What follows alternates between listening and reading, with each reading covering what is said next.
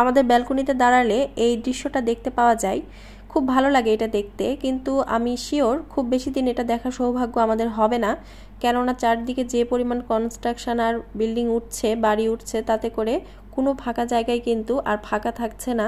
তো মানুষের জায়গা, মানুষ তো বাড়ি করবেই, কিন্তু সমস্যা হচ্ছে আমাদের দেশে একটুও জায়গা ফাঁকা রাখতে কেউ চায় না, বরং যা নিজের জায়গা তার চেয়ে যতটুকু পারে ইঞ্চি দুয়েক হলেও মানুষের দিকে ঠেলে দিতে এরা স্বাচ্ছন্দ্য বোধ করে।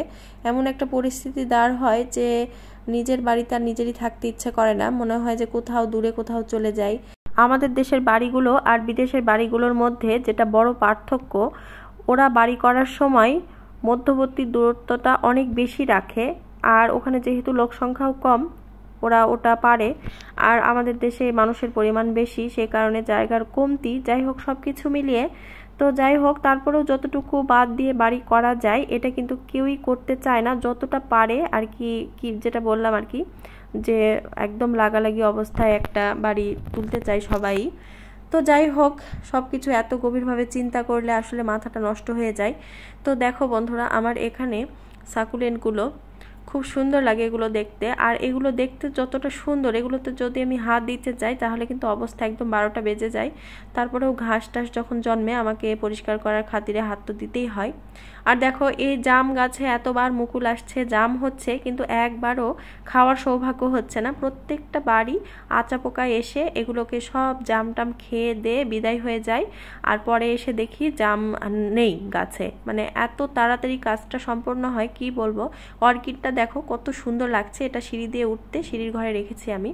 আর আজকে দেখো এখানে দুটো ডিম, এই ডিমগুলো কিন্তু ছোট ডিম না, এগুলো কিন্তু যেগুলো লাল ডিম ফার্মের মুরগিরা পারে সেটা। তো দুটো মুরগি কিনে এনেছে আবার। আমার মেয়েটা আসলে লাল ডিমটা খেতে পছন্দ করে, দেশিটা ওর নাকি পছন্দ না, ওর ভালো লাগে না। তো যাই হোক, মুরগি দুটো ওর জন্যই কেনা। তো দেখো এখানে একটা লাল হয়েছে আর একটা একটু সাদাটে মতো, মনে হয় নতুন হতে পারে সেজন্য। তো দুটো ডিম পেড়েছে, দেখে ভালোই লাগলো। কালকে এই মুরগি দুটো কিনেছে আর আজকেই দেখছি ডিম পাচ্ছে, তো এটা ভালোই লাগলো দেখে। আর এদিকে দেখো, যেহেতু রোজাও শেষ হয়ে যাচ্ছে তো ভাবলাম আর একটু খেয়ে দিয়ে নেই।